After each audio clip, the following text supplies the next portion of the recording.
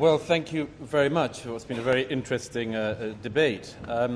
It's very nice to be back at the Oxford Union. Apologies for being poorly dressed. I did have black tie when I was at Oxford, but it's more than 12 years ago now, and I tried on my black tie earlier, and it looks less like a dinner suit than a wetsuit.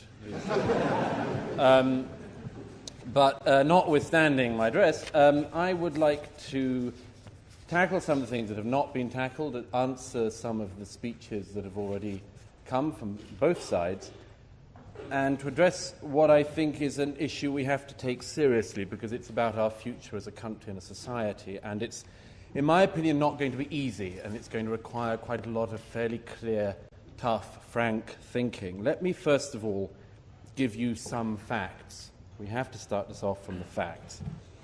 The 2011 census, which was published last year, showed that the number of people living in England and Wales who were born overseas rose by nearly 3 million in the last decade alone. Only 44.9% of London residents now tick the box saying that they are white British, and nearly 3 million people in England and Wales now live in households where not one adult speaks English as their main language.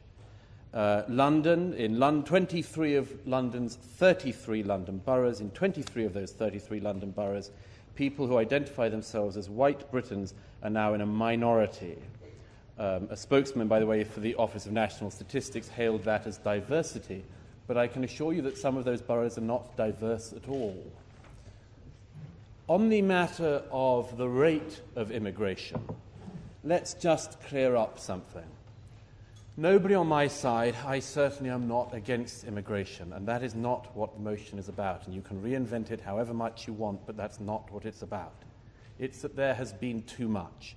And I would say, like I think other speakers have already said, that too much did not happen in the 50s, or the 60s, or the 70s, or the 80s. It happened under the Labour government in the 1990s and the early 2000s.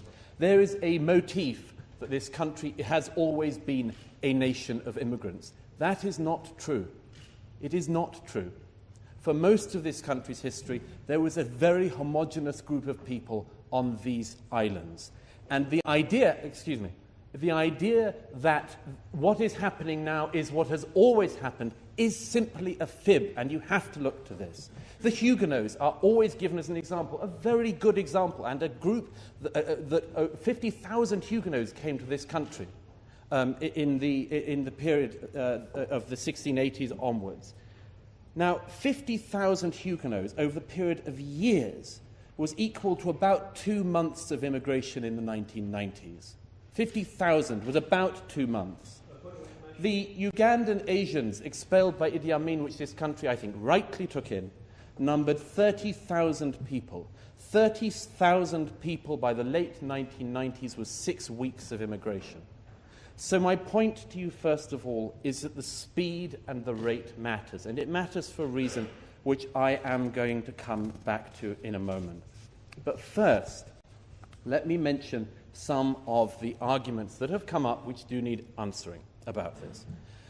The first is the inevitable argument that the reason why we need mass immigration and have needed it is because there are jobs that British people will not do, and we need to import people to do those jobs. Let me say to you as frankly as it is possible to say, that is one of the most racist arguments you can hear. It suggests that there are jobs which British people not only don't want to do, but shouldn't do, don't have to do. We don't have to even encourage them to do. Please, you've had your go. We don't even need to encourage them to do. But we will go around the rest of the world and hoover up people who are willing to work for nothing because it provides us with cheap nannies and cheap waiters in restaurants and so on. I think it's a lamentable argument. The second argument you can hear, and we had it already tonight, is the argument about the hoovering up, as I would put it, of the other end, as it were, of the economic spectrum, that it is the best idea possible that we will travel around the world and hoover up nurses and doctors in Africa and across other regions of the world, that we can take people from the third world who the third world has superbly educated and make sure they benefit us. Again, I think a lamentable argument. Look, the argument on immigration often comes down to net benefits. Is it an economic net benefit or an economic problem? You can, incidentally, on the material on this, find pretty much a 50-50 50-50 divide. About 50% of the studies say that there's a huge impact positively for the country. About the other 50% say the opposite. And by the way, that even goes, Lord Singh, to the study you cited. You cited the UCL study. That same study found that between 1995 and 2011, migrants in the UK received £95 billion more in services and benefits than they contributed in taxes. That's the same study that you cited. Another one that we get told, and we got it from someone on the floor, we need immigrants because they're going to pay our pensions. Ladies and gentlemen, whoever the gentleman is, let me tell you something, a shocking fact. Immigrants get old as well. An amazing fact. Which means that if you have that model, every single year you need to import more and more immigrants because you need to support that. It's known as the pyramid or migration model, and it doesn't work either. Look, one of the strange things about having this debate is this. Everyone thinks that they have to tiptoe. I'm sure you're nervous about walking through the proposition lobby tonight. I'm sure you are, because this is an issue which is fervid and fetid in all sorts of ways. But one of the oddities about this is that there is complete political unanimity on this side of the House. Complete political unanimity.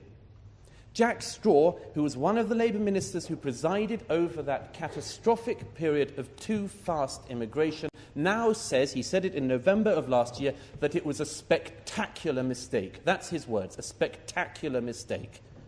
David Miliband, now Labour leader, says that at the next general election...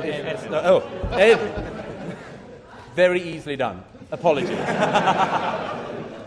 Ed Miliband, now Labour leader, says that if he wins the next general election, which he could, he will bring net immigration down because he realises his party got this wrong. He said in September of last year, I want to get overall immigration down.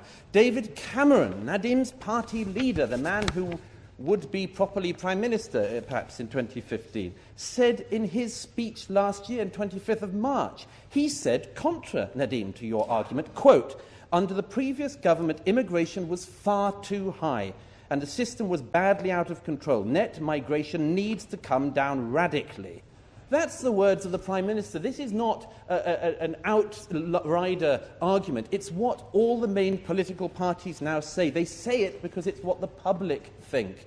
77% of the people in the British Social Attitudes poll last year said they wanted immigration to come down. Almost 60% said they wanted it to come down by a lot. That's the British people's opinion, and the politicians are simply, amazingly, having to try to answer that, and a serious need. Now, I'm aware that the bell has gone, but let me very quickly address the issue, if I can find it, that came up from a couple of people.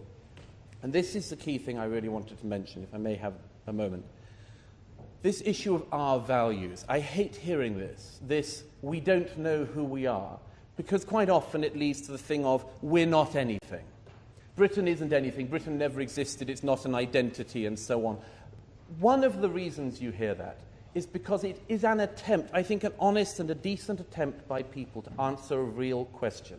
When you have migration at the rate this country has had it in recent years, you have to expand and water down your definition of what you are because you have people coming in so fast that what would have been your definitions of yourself stop holding.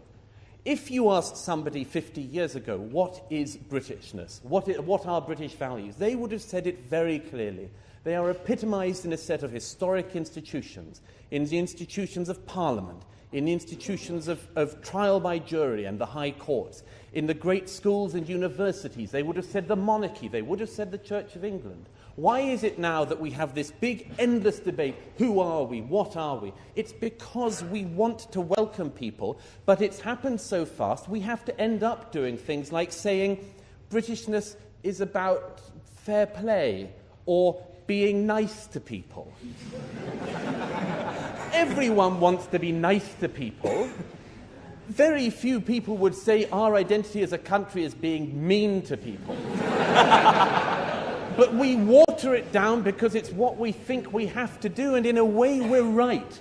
In a way we're right, because it has become very difficult to say what Britishness is or can be or should be for people when immigration happens at this kind of rate. I would submit, ladies and gentlemen, this is something which in your lifetime and mine is going to be a colossal issue.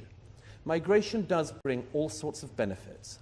When it comes at this sort of rate, I would argue it also brings some very negative things as well.